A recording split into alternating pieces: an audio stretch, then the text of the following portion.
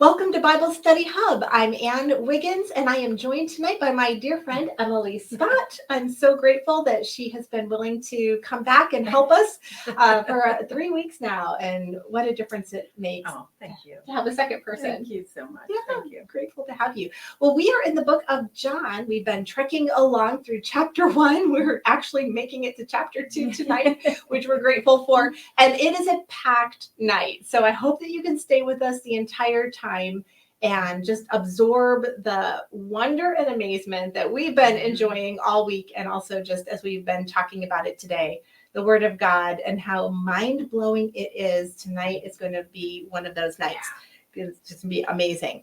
So tonight we're going to start out in chapter 2 with the wedding in Cana, where Jesus turns the water into wine. And I was telling Emily that over the course of the week, as I was studying and listening to various sermons and reading various commentaries, I was really intrigued by how many people pulled something out of this passage that I just kind of left me scratching my head. Like one commentator said, when they filled all those 6 jars up to the tippy top with water at Jesus's direction, he said, obviously, that was a foreshadow of the filling of the Holy Spirit. And I just thought, what? How did you come to that? You got to back that up. You can't just say it. There was no backing it up. He was pretty sure that that's what it was. I doubt it. People went crazy with the number 6 with the jars and how, Oh, really? The whole, one short of God's perfect number. It's the number of man, and then tried to draw all these parallels. Okay. Things like that. A whole sermon on a wedding based on this passage. Does God value marriage? Of course he created it. Is it about a wedding? Yes, but it's not about a wedding. There's more there. So, and I say all this because I think it's easy, especially if you're kind of new to studying the Bible or reading the Bible, to kind of come to it with this idea of, oh, I don't know. You'd read something like, oh, it's obviously a foreshadow of the Holy Spirit's filling in. And you might say to yourself, I don't know. I can't understand it. I would never have pulled that out. God's not trying to hide anything in his word. He wants you to understand it. That's the whole point of it. So it's not a bunch of hidden secret meanings and ethereal things and metaphorical things going on. It's just very face value. And so last week we started with this, and I'm going to start with it again, and I'll probably keep doing this. John, the author, John, the apostle, tells us what the purpose is of the whole book at the end of his book. So since we have the whole thing, we can jump over to the end and talk about this. In verse 31 of chapter 20, he says, "These have been written to you so that you may believe that Jesus is the Christ," or the Messiah, same thing, "the Son of God, and that believing you may have life in his name." The whole purpose of everything in this book, all the miracles, all the signs, is to show you that your faith isn't just hung on some nebulous nothing, that you're not supposed to check your mind out of the game and just believe, don't ask questions. He's like, I'm giving you proof. I want you to see the signs, and I want you to see those signs and say, wow, only God could do those things. Jesus is God. Wow, Jesus fulfills everything that the Messiah was supposed to fulfill. That's the purpose of these stories. That's the purpose of the account of the miracles. So keep that in mind as we go through it. It's very easy to understand, and it's really, really face value. So let's jump in. John chapter 2, verses 1 to 11. I'm reading from the Legacy Standard Bible. I'm happy to read it. Do you want to read it? You go ahead and Want me read. to? Yeah. Okay. It's on my screen a little easier. So it says this. "And on the 3rd day, there was a wedding in Cana of Galilee, and the mother of Jesus was there." Notice her name isn't mentioned, just the mother of Jesus. That's kind of interesting. "And both Jesus and his disciples were invited to the wedding. And when the wine ran out, the mother of Jesus said to him, 'They have no wine.' And Jesus said to her, 'Woman, what do I have to do with you? My hour has not yet come.' His mother said to the servants, 'Whatever he says to you, do it.' Now, there were 6 stone water jars set there for the Jewish custom of purification, containing 2 or 3 measures each. Jesus said to them, 'Fill the water jars with water.' So they filled them up to the brim. And he said to them, draw out some now and take it to the head waiter. So they took it to him. Now, when the head waiter tasted the water which had become wine and did not know where it had come from, but the servants who had drawn the water knew, the head waiter called the bridegroom, and he said to him, every man serves the good wine first, and when the people have drunk freely, then the inferior wine. But you have kept the good wine until now. Jesus did this in Cana of Galilee as the beginning of his signs and manifested his glory, and his disciples believed in him. So the result was exactly what we just said a moment ago, that John's goal is for all of us, that the disciples did believe. So Emily, would you want to talk a little bit about just this time period and kind of why weddings were such an ordeal? Well, weddings, people didn't have much back in the day. I mean, just survival. There were no grocery stores or anything like that. So a wedding was a big and special celebration. And were they engaged for a year? Was that? They were engaged for a while, and their betrothal was an actual contract. Like they were legally married, but they didn't consummate until the wedding. Yeah, it could go on for quite some time. Yeah. So it was a really big deal. And I think, first of all, I pull out of this, the biggest life hack is always invite Jesus to your wedding. Yeah. Invite him to your birthday party, your anniversary, invite Jesus, and look, he shows up. Oh, that's which is so nice. That's But so cool. this was not scheduled in I don't think this was scheduled in Jesus's mind to be revealed at this point, because he says, I'll go back to my notes. Did we read the part? Yeah. My hour has not come. Right. Yet. Yes. So there was a need for wine. He ran out of wine, and Mary asked Jesus, and he's not quite ready to begin his miracles, but he's not going to deny his mother. Yeah, isn't that something? I love that. I love that. The interchange between Mary and Jesus in this passage is really fascinating. It almost comes across as disrespectful in the English and our current culture. But I want you to rest assured, there's nothing disrespectful going on. First of all, I mean, Mary is a Jewish mother. You know, they take care of you. This is one of the things that Jewish mothers are just known for. They're really good at. I did a little research into it. I don't know if I can find it in my notes, but I went to the Urban Dictionary, and that's a crowdsourced, just kind of a fun way of defining terms. And it basically just said, she'll feed you, and she'll pester you, and she'll send you home with a bag of leftovers when you're done. Unstoppable force. That's right. Yes, an unstoppable force. We say this in the most glowing of terms. I hope that that's very clear right now. We're certainly not putting down our Jewish mothers out there at all. But Mary was a strong woman. She wasn't a pushover. And so when she sees the wine is run out, which is a horrible thing to have happen, you how embarrassing, how shameful to not have prepared enough or not to have the resources to continue the party. She just says to Jesus, they have no wine, and if you're a mom, you know exactly what's going on here. She's giving him the eye. They have no wine. Do I have to ask, or do you just get it? and Jesus says, woman, what do I have to do with you? When he says woman, it would be more like us saying, yes, ma'am, kind of, it's not, it doesn't come across cold or disrespectful in that particular culture and language. And then when he says, what do I have to do with you? It was kind of just an expression, an idiom in that time. And it just was kind of like he said, ma'am, this is not for me, and you can just kind of see, and then her response is so precious. It's so precious because she tells the servants, do what he tells you. Yeah. And I think when you're in close relationship with somebody like a mother and son, you get the communication. I mean, you can probably communicate to Lee exactly in a look, right? Oh yeah. Don't we all do that with our husbands and our kids and all of that? I mean, because you're close knit. But I think also her response was, do whatever he says, was also a very respectful way of handling the situation, because it left the door open for Jesus to say to the crew, go back to work. I can't help you with this one, And so she didn't say, hey, Jesus, go fix this. But he knew that she wanted him to. So back to the whole, when he said, my hour has not come. It's not time for him to launch his miracles yet. So you brought up something earlier about just the scope of this miracle and how it Mhm. wasn't for the masses. It really wasn't for the masses. And, when he had the servants fill the vessels with water, he did nothing that we knew, that the audience knew.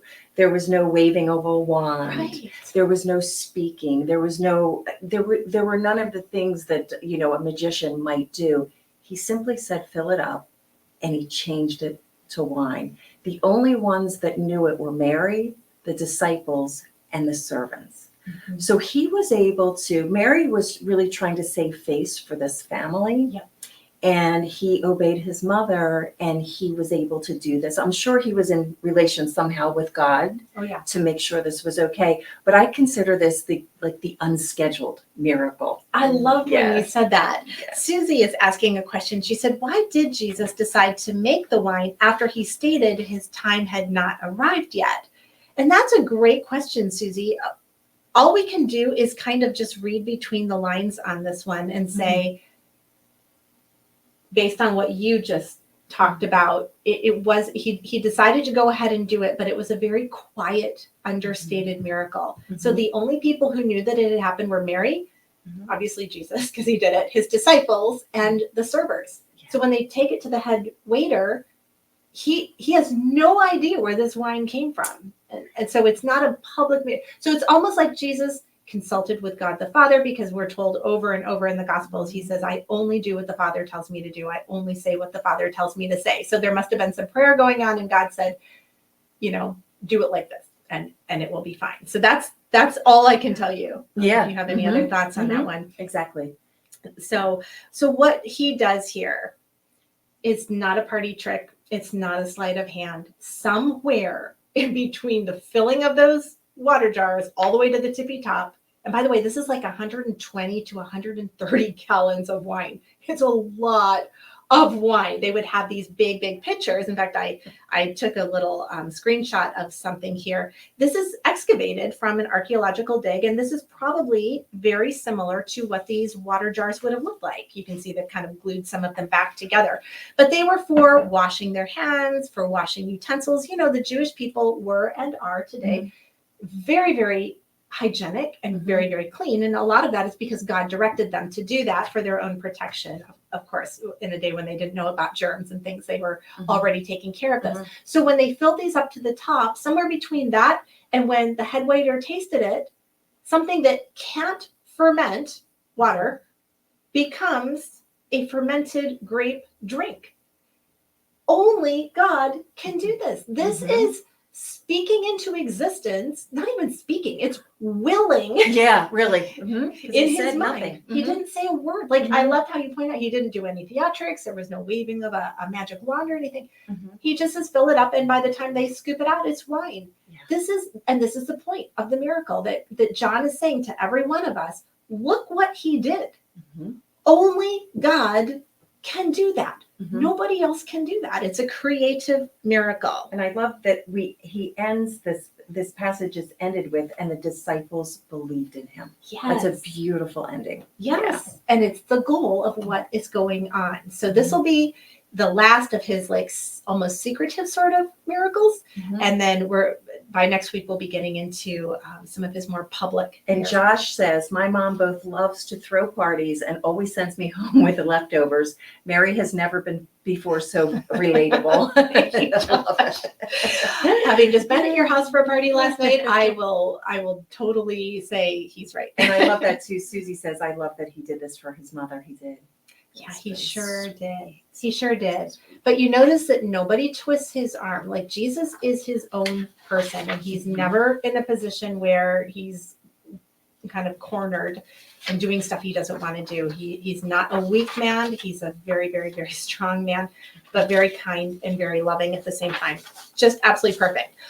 Well, we'll move on to the next section, because that is really, that's it. It's that simple. The wedding in Cana where he turns water into wine. That's the whole point of it. Now, the next section has to do with Jesus cleansing the temple. If you were with us 4 years ago in the book of Luke, you might be saying, oh, yeah, I remember when Jesus cleansed the temple and he drove out the money changers and he overturned all of those things and let the animals go. Here's the thing though, if you remember the book of Luke, that happens in like chapter 19 of Luke. So we're talking about right before his crucifixion. Right now, we're in chapter 2 of John, and we're reading this story. So liberal theologians and commentators will immediately say, for some reason, John put this story at the beginning, and the other authors, for some reason, put it at the end. And then they kind of leave you hanging with this thought of, oh, maybe the Bible isn't actually true. And, oh, maybe John made a mistake. And, oh, I wonder what that's all about. And that's what it's intended to do when people say things like that. I want you to know beyond the shadow of a doubt that this is not a mistake. This is not a discrepancy. Jesus does this twice. He does it at the beginning of his ministry. He does it again at the end of his ministry. And at the end of this Bible study, we're going to go through something regarding that will blow your mind. It blew my mind so bad. I couldn't even take notes on it for like a day and a half. It just had to simmer in my brain until I could kind of piece things together. Yeah. And John wrote this gospel last, so he knew it was left out, and he knew it was this important to put it in there. Yeah. So good. Yes, I hadn't even thought about Yeah, that. That's right? really, really good. Thank you so much. All right, so let's get into this next passage. So if you have your Bibles, Legacy Standard Bible is what I'm reading from, but any version will do. Chapter 2, verses 12 to 17. Here it comes. After this, he went down to Capernaum, he and his mother and his brothers and his disciples, and they stayed there a few days. And the Passover of the Jews was near, and Jesus went up to Jerusalem. And he found in the temple those who were selling oxen and sheep and doves and money changers seated at their tables. And he made a scourge of cords. This would have been like what the animals had been tethered to, so big, big cords, and drove them all out of the temple with the sheep and the oxen. And he poured out the coins of the money changers and overturned the tables. Are you getting the picture? Can you see this going on? This is a total takedown. I mean, this is unbelievable. This makes Chuck Norris jealous. This is amazing. And to those who were selling the doves, he said, take these things away. Stop making my Father's house a place of business. His disciples remembered that it was written, zeal for your house will consume me, a prophetic fulfillment. So talk to us, if you would, Emily, a little bit about this time period and what's taking place here. Why are people in the temple and why are they selling stuff? Right. So I think the timing is really important here. This is during the Passover celebration, and this was the celebration of God's deliverance of the Jewish people out of 400 years of complete oppression. Yeah.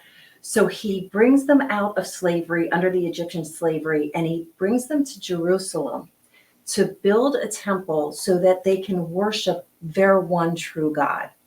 And, you know, what could go wrong? They have freedom and they have their temple to worship. And they also have the temple to bring their sacrifices to, which is an atonement for sin, a placeholder for the atonement of sin. So how great is that?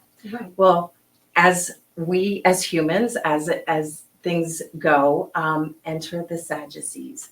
And the Sadducees were the religious authorities that were overseeing the building of the temple as well as the sacrifices. So there was a couple things at play to set the stage. So the temple itself, it was in the 65th year that it was 65 years it was being built, or 46. I'm sorry, I think it was 46. It was in the 46th year of being built. So you could imagine this temple was not a dirt floor. It was not minimal. It was not humble. It was supposed to be made to worship God, and it was becoming a worship of the structure. It had to be opulent and beautiful. It was at this point 46 years in the making. So to pay for that, they implemented a temple tax. So people from surrounding areas that wanted to worship at the temple would have to come and pay the temple tax, because the Sadducees wanted it to be this grand building. And also the Sadducees, because they became the religious authorities of the time, they began to get prideful. I left this out a little bit. They began to get prideful and self-righteous. And that's why they began to step into a role of authority that almost kind of replaced God rather than worship and honor God.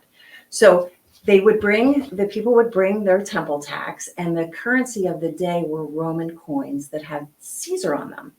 So the Sadducees, who were playing this role of God, said, well, you can't bring a Roman coin in here because it has the picture of Caesar, and that's idolatry.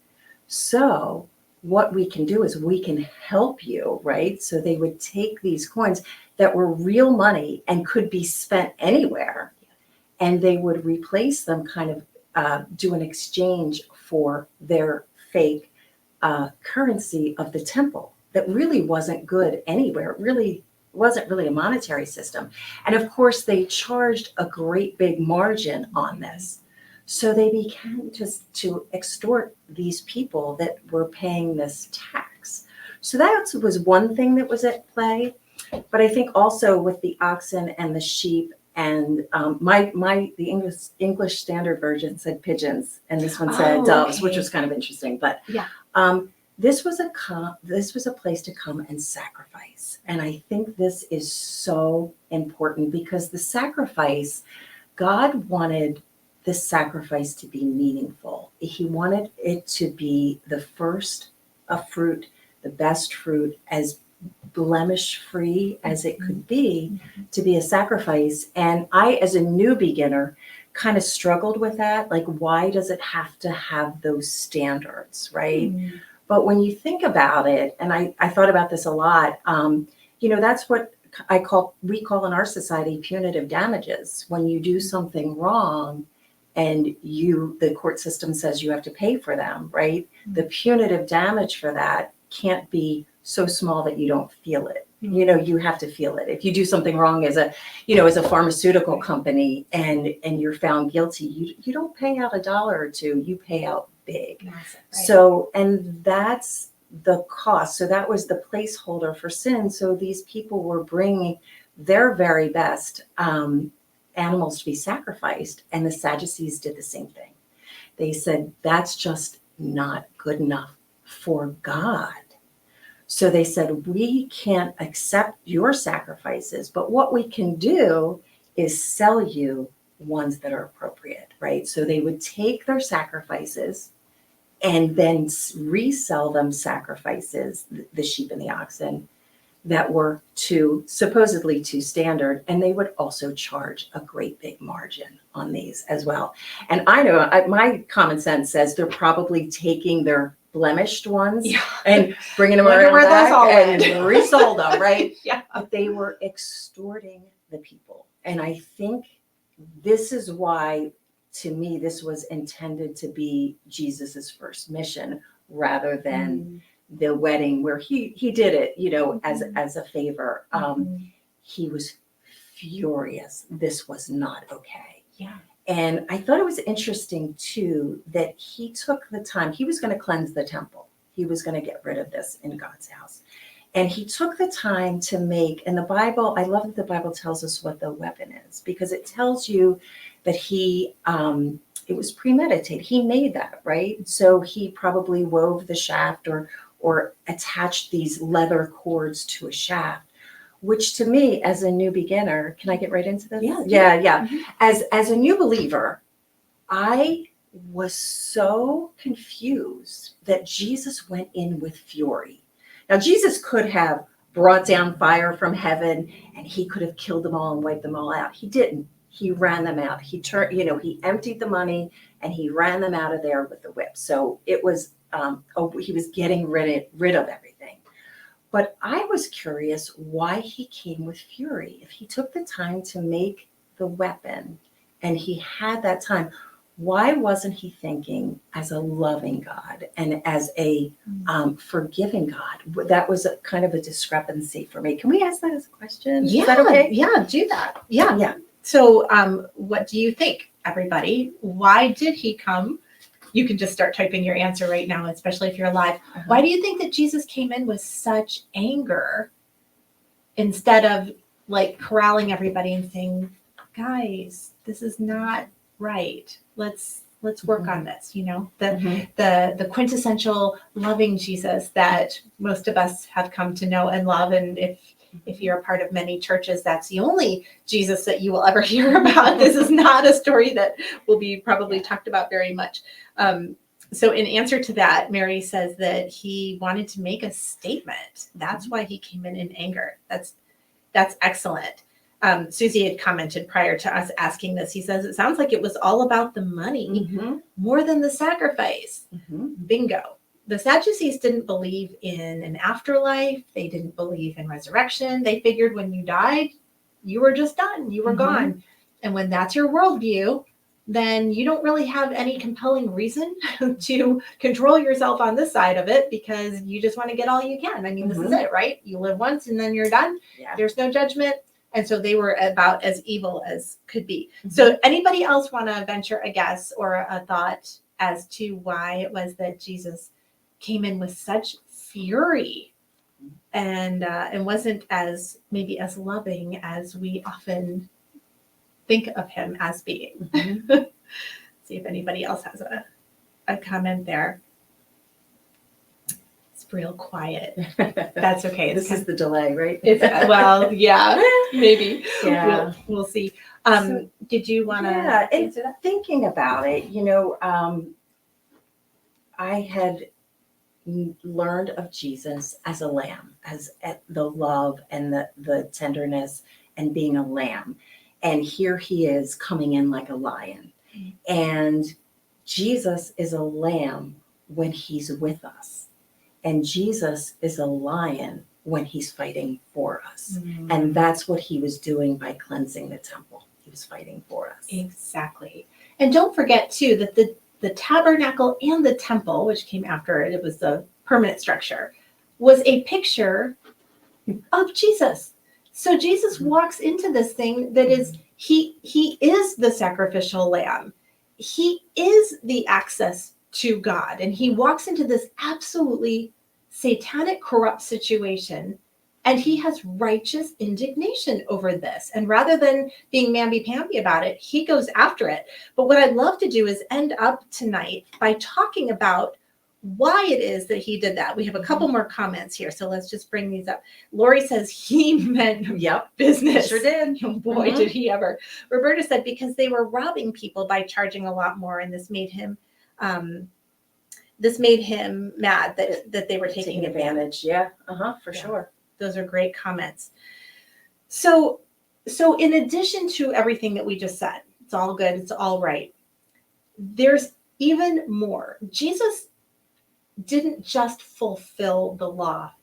He was the fulfillment of the law. I know that sounds like I just said the same thing twice, but it's actually a little bit different. When he fulfilled the law, he did things that had been prophesied and he completed those things. But he was in the embodiment of so much, which was in the Old Testament, that if you kind of know, you look at the New Testament and you go, oh my goodness, I missed that. I didn't even know that he was doing this. And that's one of those experiences that you're about to have. So hang in here with me for just a minute. We'll end with this. In Matthew 5:17, Jesus said, do not think that I came to abolish the law or the prophets. I did not come to abolish, but to fulfill. So here's the thing. In Leviticus chapter 14, and I'm not going to read it, but if you want to, it's Leviticus, I'll pop this up, 14, 33 to 53. So way back in the Old Testament, this is the law and all kinds of ceremonial things that they had to do. This is what would take place. So we all have heard of people, and I hope you're not one of them, but I have multiple friends who have had this experience where they suddenly start to feel really ill. And they often end up going to the doctor and they go for tests and they have MRIs and they can never figure out what it is. And then for one reason or another, they start pulling drywall off their bathroom wall. And behind the drywall is black mold, and it is toxic and it is deadly. And all of a sudden, like, everything goes into motion. They got to get out of the house until they can get this remediated. in the Old Testament, there were times like that where something would start to compromise a person's house. We could say maybe corrupt it. I believe in Leviticus, they call it leprosy, but just understand that leprosy was this really, really vast general term. It could apply to any number of skin conditions and even to housing conditions like the black mold thing. They might just call it leprosy. It was just a corruption, a blight, we might call it. So when that happened, somebody say they come into their house, they would make them with stones and sometimes smear some plaster over it. And they would see something on the wall that wasn't supposed to be there and not a good thing. It was the responsibility of the owner of the house to go get the high priest to come and take a look and verify that something was off. So hang with me now. So God the Father, Jesus says, my Father's house. This is God's house. God the Father sends Jesus, who is our high priest, into his house to take a look and verify that something is way, way, way off here. Something is a blight on his house. Are you picking this up? Are you catching this? So Jesus does this. He becomes the fulfillment of this picture in the Old Testament that they didn't even understand exactly why they were doing all of these things. But God in his foreknowledge knew that someday Jesus was going to come in and actually be part of this process. So the high priest would take a look at it, and then he would come back very shortly after and see if it was getting worse. Well, this wasn't Jesus's first time in the temple. He would go every year to the temple. So he had been observing this type of thing going on for quite some time. And he could see, presumably, that it was not getting better. It was probably getting worse every single time. So here he is as the high priest. He's discovered a problem. He's backed off. He's gone back. The problem is still persistent and it's getting worse. So then the next thing that they would do is they would take the stones that were infected off of the wall, tear down the plaster, and they would cast it out. So they would take the blight out of the house. And that was the job of the high priest to oversee. Are you seeing what's going on here? Jesus goes into the temple. He observes the blight. He knows it's getting worse. And he takes the blight, those stones, if you will, the religious leaders, the vendors, the people that are doing this, and he casts them out. He does exactly what Leviticus is talking about. But that's not all. And this is why this is so important. And when we see something that I started with tonight, where I said, where some people will look and go, oh, weird, John put the story at the beginning and others put it at the end. Maybe the Bible's not true. No, there's so much that you're missing. That's what happens at the beginning. That's where this story stops. Jesus has taken the blight and cast it out of the temple. But if you go back to Leviticus, you will find out that after a period of time, the high priest comes back into the house and he looks around to see what's going on. And if the blight is back and spreading and getting worse, the whole thing has to be demolished. He's got to take every stone down. They take it all. Sorry. It just takes my breath away. It gives me massive goosebumps here. Mm-hmm. So when Jesus in Luke 19:44, right before he goes back into the temple, knowing full well what he is about to do, this is his words. He says, and they will level you to the ground and your children within you, and they will not leave in you one stone upon another, because you did not recognize the time of your visitation. What happens in 70 AD is that the whole thing comes down. Jesus cast them out again, but pronounces this destruction, total destruction upon them. And when it happens in 70 AD, when the Romans come in and they literally take every single stone off of the others, there is nothing left intact. The Sadducees are demolished and they have never, ever come back again.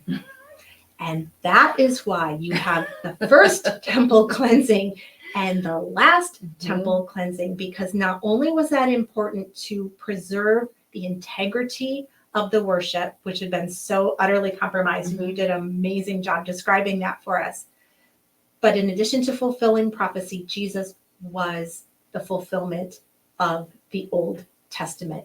And if you study it and you start to put it together, when you read the New Testament, it's like this mind-blowing. It's mind-blowing. It's absolutely mind-blowing. Yes. Yeah. And Susie asked a question. She said, how could they prove these animals were worthy of sacrifice? That's the point, Susie. There was no proof. It was their bat, their ball. Everyone who came with a sacrifice was told the same story. And I actually read that people stopped bringing sacrifices. I did too. Yep. And they're They like, gave up. I'll just buy it there. Yeah. Because that's ultimately what What's the happened. point? Which Sadducees probably didn't like, because then how would they refill their stock of resellable items? It's like if you ever buy something from an online retailer and you get it and you're like, this was a return. Yeah, I think we've all had that happen. Great. Yeah. I Great paid question, full Susie. price Thank for you. that. Yeah. Yeah. I mean, there were certain standards. Obviously, if the lamb had some kind of blemish on it that was observable, it was not Mhm. worthy of being sacrificed. But what the religious leaders were doing is taking perfectly good lambs and declaring them unclean, not worthy, with no explanation. And if they took your lamb, then you didn't have a lamb, you had to buy one. Probably where cash cow came from. Maybe, I don't know if that's where that came from or not. Yeah. So anyway, so that is John chapter 2. So that's where we're going to end up tonight. But I thought I would ask Emily to just kind of like lead us out by just sharing a little bit about I guess you kind of already did that, didn't you? Mhm. Like how before you knew Christ, how difficult this was to understand. It was so difficult because there's nothing linear to me about the Bible. That things start fitting together when you have those 63,000 hyperlinks where the Bible self-references. Mm-hmm. And you have to understand, and for me, even understanding the Gospel of John, it's really important to know that he had the first 3 Gospels, and he knew that we would never know. We would never know that there were 2 cleansings. No, we would never know that without John. So I guess the point is, it's the study. It's, and this is why it's for me, it's the daily bread. It's not only the fulfillment of God in my life, and it fills me, but I need to understand there's so much to it. And it's so easy, I think, to get wrong. Even though some of the messages are so simple, it's still very easy to get things wrong if you don't have leadership that leads you correctly and is so scrupulous as you are. Oh, well, thank you. Thank you. I love it. And we know we have a lot of you who follow us out there. We're so grateful that you do hang out with us on Monday nights, and we love going through the Word of God with you. I hope this has blessed you as much as it has blessed the 2 of us. We talked for the longest time today, just marveling at the power of the Word of God and the intricacy of it and the veracity of it and the applications for our lives that are just so very life-changing. So thank you so much for being with us tonight for Bible Study Hub. We hope that you will join us again next Monday night at 9 p.m. Eastern here on our Facebook page, or you can go to YouTube. Our Bible Study Hub is on YouTube for Bible Study Hub. It's the same address there, so you can find us easily. And then if you want to catch up on anything, that's a good way to do it because everything is more organized. Thank you all. Thank you so much. Thank you. We'll see you again next Monday night, hopefully. Bye.